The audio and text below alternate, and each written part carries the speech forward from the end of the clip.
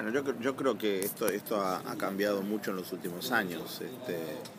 Es cierto que bueno, un grupo de gente, entre los que están Carlos Escolari, por ejemplo, que ahora está en Europa, y algunos pioneros, ¿no? Como Raúl Trejo en México, Tulio Sánchez también en México. Ha habido un grupito pequeño de personas que han empezado a interesarse por estas cosas hace 20 años más o menos. Yo la primera vez que me metí con los temas de hipertexto fue en el año 91 y en esa época sacamos un ejemplar que se llamaba David y Goliat, una revista que sacaba el Consejo Latinoamericano de Ciencias Sociales, que era una federación de centros de investigación de ciencias sociales que sigue existiendo y muy poderosa ahora. Tiene varios centenares de centros de investigación repartidos por toda América Latina, y ese número se lo dedicamos, se llama Cambiar la Mirada, se lo dedicamos al hipertexto y a las nuevas formas de visualización, y de hecho hicimos un maquetado bastante especial. Cada artículo venía en un formato muy macintoshiano, que en esa época era muy poco común, y usamos unos cuantos iconos de la Mac para ilustrar las cosas. Había una entrevista a Fernando Flores, que fue uno de los pioneros en vincular el tema de organizaciones y tecnología, y a José Joaquín Brunner también. Entonces, en esa época estas cosas eran una curiosidad, una inquietud, era un pálpito, era algo como, por acá pasa algo interesante, o puede llegar a pasar algo interesante. Pero en esa época no había internet, estamos hablando de 90, 91, y nadie sabía cuándo iba a llegar a América Latina, y de hecho se esperaba que iba a llegar a finales del siglo, ¿no? A finales principio del tercer milenio, y de hecho se aceleraron las cosas a partir del 92. Después pasó un fenómeno también inesperado, que fue la comercialización de internet, que fue el año 95 en todo el mundo. Y esa fue una de las grandes paradojas del desarrollo de internet, ¿no? Que mientras era universitario y mientras era de investigación y mientras era algo de nicho, era muy para jugar todo y muy especulativo y pero la gente no participaba para nada de esto. Y el día que se comercializa se vuelve masivo.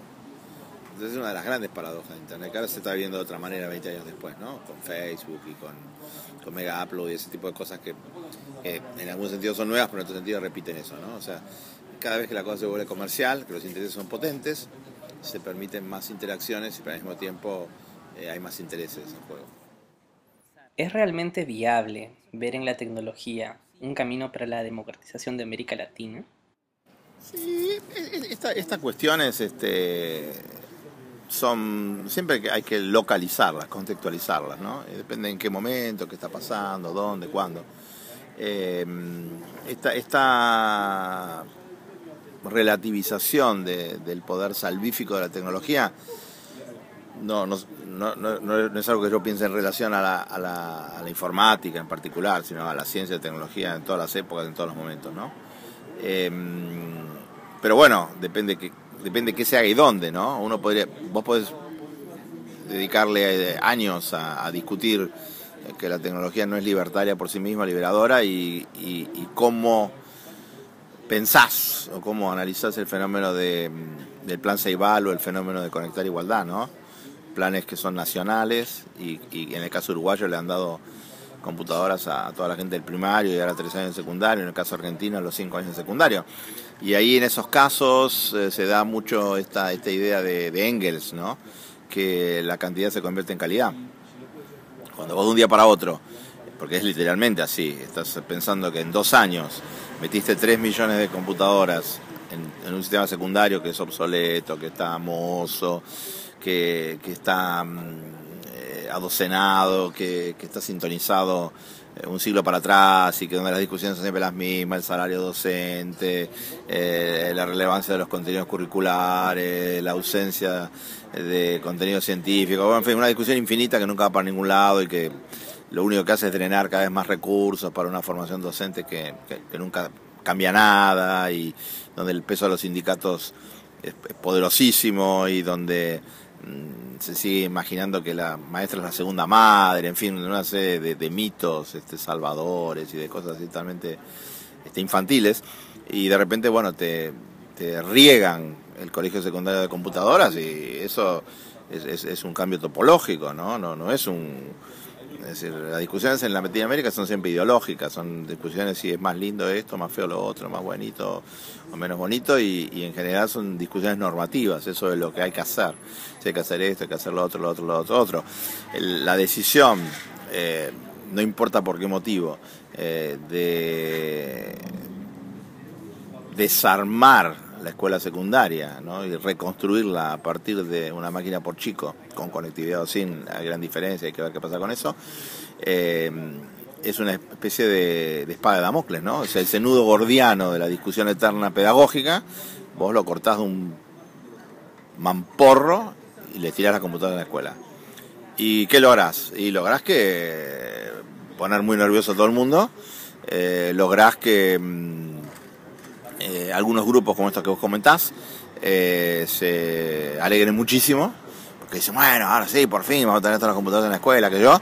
Los tradicionalistas se asustan muchísimo y van a tratar de resistirse de la mejor manera posible, con argumentos, sin argumentos, etcétera. Pero la discusión pasó a otro espacio, es otra cuestión, ¿no? Y entonces me parece que hay que acompañar estos procesos. Yo en el caso de Conectar Igualdad trabajo con la gente que maneja el proyecto. Hicimos una experiencia muy aventurera el año pasado con un colegio secundario, con dos años de colegio secundario, que fue muy interesante. Bueno, pero de eso a imaginar que vas a cambiar la escuela secundaria hay un largo camino, ¿no? ¿Qué tan claro es poder definir eso? Que la computadora es un medio o la tecnología es un medio, pero ¿para qué? ¿Para cambiar qué cosas? Y especialmente cuando pienso en investigadores, pienso no en gente de comunicaciones o de informática, que por su labor están más relacionados al uso de computadoras o de tecnología, sino, por ejemplo, a críticos literarios, investigadores sociales, que todavía, o que más bien encuentran en la tecnología una problemática en el uso y también cierta incredulidad respecto a qué papel tienen, especialmente en América Latina, en donde Buenos Aires o Lima pueden tener acceso más fácil a la tecnología que una ciudad en el campo, en donde ni siquiera probablemente haya los servicios básicos en una universidad pública. Sí, en esto que estás planteando es como un alfajor rojo, hay un montón de capas y de planos para discutir y para ir desbrozando. Pero más útil que hacer teoría es ir relevando experiencias y ir analizando prácticas históricas que han sucedido, ¿no? Y por ejemplo, yo me acuerdo cuando yo estaba en Claxo, nadie tenía computadora, por supuesto, ¿no? Y nadie tenía email. Estamos hablando del año 86, 87. Entonces yo me puse en una campaña para convencer a toda la gente, a todos los investigadores que tenían que tener computadora y email y qué sé yo, y la gente decía, no, pero esto es ridículo, no hace falta para nada. Fueron muchos años de evangelización y bueno, por una serie de factores de todo tipo, finalmente todos se convirtieron, pero lo hicieron la mayoría a desgano y la mayoría con una apropiación instrumental de la tecnología. En donde, bueno, sí, está bien, usamos computadora, pero para que hacer lo mismo que hacíamos siempre, más prolijo, o usamos la computadora porque es más barato, la comunicación, o usamos la computadora porque en algunos casos puede ayudarnos a buscar un poquito mejor la información, las bases de datos, etcétera. O sea, uso totalmente instrumental, o sea, donde la computadora era vista como simplemente como un instrumento, como algo adicional que en todo caso, te podía cortar el tiempo. Yo me acuerdo cuando yo hice mi tesis de maestría en Kentucky, usé la computadora porque había descubierto que todo esto que ellos decían era cierto, pero con la computadora, una computadora muy simple, un procesador de palabras, podías ahorrar 4 o 5 veces el tiempo que te lleva a hacer una tesis de maestría, ¿no? Que generalmente llevan 2 años o qué sé yo lo puedo hacer en 2 meses, ¿viste? Por ejemplo. Entonces eso era cierto. En esas discusiones, en aquel momento con la computadora, después con internet, ahora con las redes sociales, y pronto con los e-books y los textbooks y qué sé yo, lo que se está soslayando es el carácter problematizador de la tecnología, pero no de la que viene, sino como la que viene exhibe y pone en cuestionamiento a la que existe. Porque lo que los intelectuales ignoran es que ellos viven todos de una tecnología del conocimiento que está ligada a la imprenta, que está ligada a las bibliotecas, que está ligada al corpus académico, que está ligada a cierta forma de concebir el método científico y sobre todo una epistemología, que en general es una epistemología empirista, racionalista, etcétera. Y lo que estamos viendo nosotros en los últimos 20 años, pero que no es nuevo, porque justamente por eso estaba leyendo Spinoza en estos días, ¿no? Porque con Spinoza uno lo que se encuentra con un autor que escribió hace 350 años, es que muchas de las cosas que decía Spinoza, que después las retomó Nietzsche, y que después las retomaron Foucault y Deleuze, ellos lo que están haciendo es una especie de filosofía de las redes. Y están planteando un montón de las cosas que hoy uno las ve encarnadas en muchas prácticas en Internet. La cuestión no es si la computadora e internet te permite hacer lo mismo que hacía siempre, más rápido, más elegante, mejor, más seriamente, etcétera, sino si la aparición, la masificación de las prácticas, en esto que llamabas vos, según tus conocidos latinoamericanos, democratizantes, ¿no?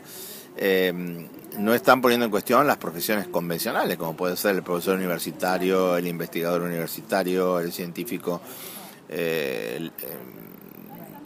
de laboratorio, etcétera, y lo que estamos viendo es una crisis brutal de las profesiones, un cuestionamiento total de la función de la universidad, de la función de la ciencia, de la función de la hermenéutica, de la función de la crítica, de la función de todas estas cosas. O sea, mientras los intelectuales discutan si Internet está eliminando la concentración y la atención, o si Internet está facilitando el pensamiento rápido y el pensamiento superficial, lo que estamos viendo con la aparición, por ejemplo, de profesiones nuevas como los data scientists, gente que puede sacar conclusiones de las prácticas a partir de los datos masivos, es que estamos viendo en otro mundo. Y entonces ellos están fascinados, mirados el ombligo y creyéndose que están en la Edad Media y que están en el Renacimiento. Y lo que nosotros estamos viendo es, me hace acordar siempre una frase que decía un cientista político, ¿no? Hablando de Nerón, porque Nerón estaba tocando la lira, ¿no? Y veía que Roma ardía. Entonces, mientras Roma ardía, Nerón tocaba la lira. Bueno, estos intelectuales están tocando la lira, ¿no? Mientras el mundo arde, ahora no es Roma la que arde, arde todo. Y ellos están soñando todavía con el tenure, y están soñando con el sabático, y están soñando con el PhD, y están soñando con las especialidades tradicionales, ¿no? Pero ¿cómo reclamarle eso, por ejemplo, en América Latina, cuando muchas universidades públicas ni siquiera han comprado bases de datos para estar actualizados con el conocimiento que se está produciendo en el resto del mundo? ¿Cómo plantearse esta pregunta sobre una crisis de la información cuando ésta todavía no ha llegado a muchos lugares? ¿Cómo en este proceso? Porque América Latina además tiene ese reto, ¿no? De que a la hora de producir y recibir el conocimiento, no es que este fluya tan rápidamente como probablemente se lo plantearían académicos que viven en Estados Unidos. No tienen este gran detalle adicional de ni siquiera tener ese acceso. Bueno, pero acá pasa lo que planteaba Rostow en las etapas del crecimiento, ¿no? Cuando estamos hablando de la década del 60, los países tienen que seguir la matriz de crecimiento, los países subdesarrollados de los países desarrollados, vos tenés que seguir por la misma fase, los mismos pasos. O sea, en América Latina hay que crear universidades a la Harvard, a la MIT, imposible porque los fondos, los recursos, etcétera, para después trascenderlas porque sabemos que esa ya no necesitamos más, queremos otra, o podemos saltearnos la etapa Harvard-MIT. Evidentemente, en Harvard y MIT y la Ivy League y todo ese tipo de cosas, un país como Estados Unidos tiene 4.000 universidades, ¿no? Y seguramente hay 100 o 200 que son top y que donde se genera, como en cualquier larga cola, se genera la mayoría de las cosas. A mí no me gusta hablar de lo que habría que hacer con la Universidad Latinoamericana o lo que habría que hacer, porque de vuelta creo que entramos en esta cosa normativa y en esta cosa deontológica, ¿viste? Y esos son buenos desafíos para los ministros o para los políticos, ¿no? Entonces yo no tengo la menor idea de lo que habría que hacer. Lo que yo sí sé es que cuando uno vive inmerso en las redes y vive inmerso en las apps y vive inmerso en las nuevas formas de escribir y de leer, etcétera, las cosas son un modo totalmente distinto al tradicional. Y los productos son diferentes. Y las interacciones con la gente es distinta. Entonces, me imagino que si vos seguís haciendo lo mismo, un poquito mejor, como se hace en América Latina, los resultados que vas a tener son lo mismo, un poquito mejor. No va a haber grandes cambios. Vas a tener alumnos que van a soñar con hacer su doctorado y entrar en los sistemas de CONICET y estos sistemas que te financian y que vos puedas seguir investigando y que puedas hacerte un doctorado paseo de 4 o 6 años en algún lugar lindo del mundo y después cuando vuelvas puedas entrar a una universidad. Yo conozco en América Latina y mucho más en América Latina, pero también acá, ¿no? Gente que ha estudiado en un lugar, se ha recibido en ese lugar, ha hecho la maestría y el doctorado en el lugar y después dio clases desde 30 años en ese lugar. O sea que nunca ha salido de su barrio, ¿no? De su barrio cognitivo, de su barrio emocional, de su barrio intelectual. Y eso en un mundo como este, de un dinamismo y de unos cambios brutales, como estamos viendo todos los días, es inconcebible. Y lo ves ahora, ¿no? Porque me encantan estas revistas recopilación. Ahora estamos en febrero, entonces todavía pude conseguir algunas de estas que había en diciembre. Ayer me conseguí una del Bloomberg Business Week y después conseguí otra de Time, donde hacía una recopilación de los eventos del año 2011, ¿no? Y cuando yo todavía me acuerdo que estaban pasando las primeras revoluciones árabes, ¿no? La de Túnez y la de Egipto, hace un poquito más, menos de un año, y mira todo lo que pasó después. Y de esas cosas, y de los indignados, y de Zuccotti, y de qué sé yo, esas cosas en América Latina no se habla nada de eso. Es como, ya lo vivimos, ya nos pasó, ¿qué tiene que ver con nosotros? Y bueno, entonces, ¿qué es lo que importa? Una de las críticas a eso, al menos en Perú, por ejemplo, es que hay algunas personas que piensan que los que están más conectados con el mundo están más desconectados con su espacio local. ¿Cómo jugar con lo local en este momento? Especialmente los que trabajan temas andinos, por ejemplo, que sienten que a veces el estar mirando mucho a esta gran comunidad, o esta gran red, ahonda las diferencias en lugar de promover una mayor igualdad, porque definitivamente al estar en la red uno está en una misma plataforma, pero no necesariamente está hablando bajo las mismas condiciones. Bueno, todo depende, al final, siempre llegás a esas viejas discusiones de infraestructura, superestructura, ¿viste? Que en definitiva, ¿qué determina el futuro, no? ¿Qué es lo que hace posible un futuro u otro futuro? Las infraestructuras. ¿Esas infraestructuras de qué tipo son? Materiales, ideológicas, de distinto tipo. El mundo está globalizado. Hay gente que dice, no está tan globalizado el mundo, porque en realidad está globalizado en un 20%. Acaba de salir un libro interesantísimo de un tipo que dice los problemas que tenemos son no por el exceso de globalización, sino por falta de globalización, ¿no? En Argentina, por ejemplo, el índice de bancarización es bajísimo, está en el 20-30%. Por otro lado, uno podría decir, no, bueno, pero los banqueros son los que hicieron todo el desastre, entonces tenemos que mejor que no estemos bancarizados, ¿no? Como decís vos, mejor que no estemos globalizados, mejor que estemos aislados, etcétera. Ah, perfecto. Entonces, avancemos con los nacionalismos, avancemos con los provincialismos, avancemos con los localismos, que nosotros no vamos a arreglar solo. En la Argentina había toda una movida en ese sentido, que ahora creo que está también reavivándose, que es vivir con lo nuestro, ¿no?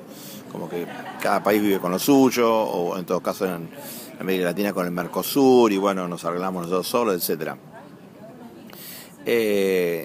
Pero este tema de la sustitución de importaciones se viene discutiendo hace 50, 60 años en América Latina, ¿no? Que nos vamos a arreglar con lo nuestro. Y pasaron estas décadas y seguimos. Argentina tiene un déficit de importaciones en el área industrial del 20.000 millones de dólares por año, que se lo tiene que subsidiar el agro, ¿no? Entonces, si la soja cae la cosecha por sequía, como pasa en este año, o las retenciones, o lo que fuera, no hay suficiente no hay materia prima y no importás y se va a parar la producción, ¿viste? Porque es muy complejo la cuestión esta de la sustitución de importaciones. Entonces, yo no digo que hay que elegir entre vivir en la red idealizando la maravilla que hay en otros lados o ensuciarse bien los pies y meterse en la realidad local y solucionar las cosas, porque las dos posiciones son posiciones totalmente voluntaristas. Es como, bueno, ahora sí, ahora vamos a arreglar los problemas. Pero no se arreglan porque uno quiere que se arreglen. Pero los problemas se arreglan si uno entiende primero cuál es el problema. Y lo que se demuestra cada vez más, y en ese sentido hay un filósofo español, yo creo que es el tipo más lúcido para entender estas cosas, Daniel Innerarity, que había sacado un libro llamado El futuro y sus enemigos, que tenía que ver justamente cómo los políticos ignoran el futuro, o no pueden pensar en el futuro. Y ahora sacó un nuevo libro que se llama La democracia del conocimiento. Y Innerarity lo que dice permanentemente es que nosotros no podemos arreglar los problemas porque no los entendemos, porque no tenemos ni idea de cuáles son los problemas. Creemos que los problemas son los problemas de 100 o 200 años atrás y decimos, bueno, ahora vamos a solucionar esos problemas con voluntarismo, con ganas, con garra, etcétera, y no va a pasar nada, porque los problemas son los que teníamos antes más todos los que tenemos ahora, que son de una complejidad y que no son racionalizables, o sea, en el sentido de que uno puede encontrar el algoritmo que resuelve el problema, porque son problemas políticos que tienen que ver con intereses contrapuestos, donde los intereses son muchas veces antagónicos. La política generalmente trata de conciliar en la medida de lo posible los intereses. Y cuando yo escucho comentarios como los que decís, no, bueno, pero la red están delirando, hay que venir a la realidad y entonces hay que trabajar en la solución de los problemas locales, etcétera, que me parece perfecto, porque uno tiene que estar siempre involucrado en lo inmediato, en lo cotidiano, en lo del día a día, ¿no? Porque si no, si vos no cambiás la forma de dar clase, o si no vos no cambiás la forma de producir conocimiento y de distribuirlo, y si vos no ayudás a que la gente a compartir lo que tenés, lo que consigues, etcétera, no hay ninguna transformación inmediata. Yo estoy totalmente de acuerdo con eso. Todos los experimentos pedagógicos que hemos hecho en los últimos años tienen que ver con eso, ¿no? O sea, yo más que esto no puedo transformar, ¿no? Transformar el aula, transformar la relación con los estudiantes, transformar algún experimento en un colegio o en Facebook, qué sé yo, pero porque en mi ámbito de resonancia es ese, ¿no? Pero el bottom line de todo esto es que mucha opinión y mucho comentario y mucha ideología que se habla en la que se refleja todas estas cosas, como decir, por ejemplo, que los banqueros son malos, ¿viste? Eso parece de colegio primario. Los banqueros son malos. ¿Qué quiere decir que los banqueros son malos? ¿Y qué? No sé. ¿Y quiénes son buenos? ¿Viste? El pueblo es bueno. ¿Qué es eso? Eso es de un simplismo y de una ingenuidad. Y otro tema que tampoco se trabaja bien es la idea de que la gente no cambia de comportamiento porque vos le digas, ¿no? Es decir, bueno, a ver, la sociedad capitalista es mala e injusta, ¿ok? Bueno, vamos a derribarla. ¿Cuánto hace que están diciendo eso, viste? Y no sé si la van a derribar, o si en derribar la sociedad capitalista no se cae todo, viste. Entonces, en fin, a mí me parece que es una época histórica fantástica esta, pero de una complejidad inusitada, y que para simplificar y reducir todo a un solo tema, creo que no tenemos las categorías cognitivas, intelectuales para entender lo que está pasando. Y tratamos de generar alguna en ese sentido, pero básicamente el toolkit cognitivo que tenemos, ideológico, histórico, qué sé yo, es irrelevante para los problemas que tenemos. ¿Cuál es su opinión de las redes culturales que se han estado formando últimamente en América Latina? Ha habido un boom ahora de interconectar iniciativas. Y por ejemplo hay una red cultural centroamericana, redes de gestión cultural, redes de teatro latinoamericanas, que pasan de lo virtual a lo físico, ¿no? Pero que de pronto en esta última década han aumentado mucho y más o menos parecieran como una esperanza en paralelo, porque la mayoría no están afiliadas a universidades y se caracterizan por esta movilidad. ¿Qué perspectivas tienes sobre estas redes culturales? Yo creo que esas redes culturales son el mejor ejemplo de cómo, porque estas redes culturales están muy ligadas a la existencia de Internet, de Skype y de toda esta comunicación no convencional. Estas redes son un ejemplo, digamos, de que esa transnacionalización por la que se viene hace 200 años, ¿no? Se está tratando hace 200 años de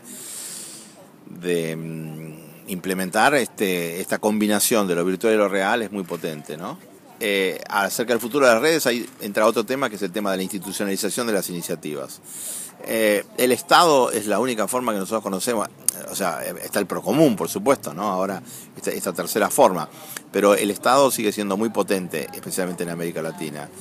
Y si vos lo que necesitas es una especie de estado coloidal de las cosas, donde vos tengas siempre alternadamente lo instituyente, lo instituido, lo instituyente, lo instituido, como decía Castoriadis, ¿no?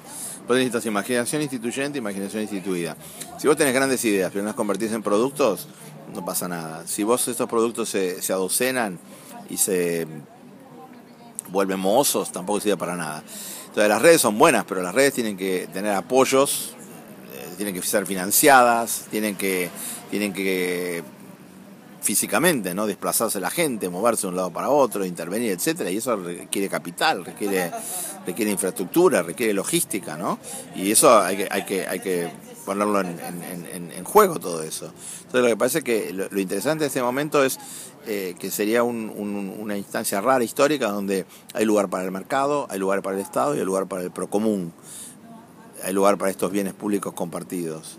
Y la cuestión es cómo haces para que estas tres instancias de producción social se integren o se articulen, ¿no?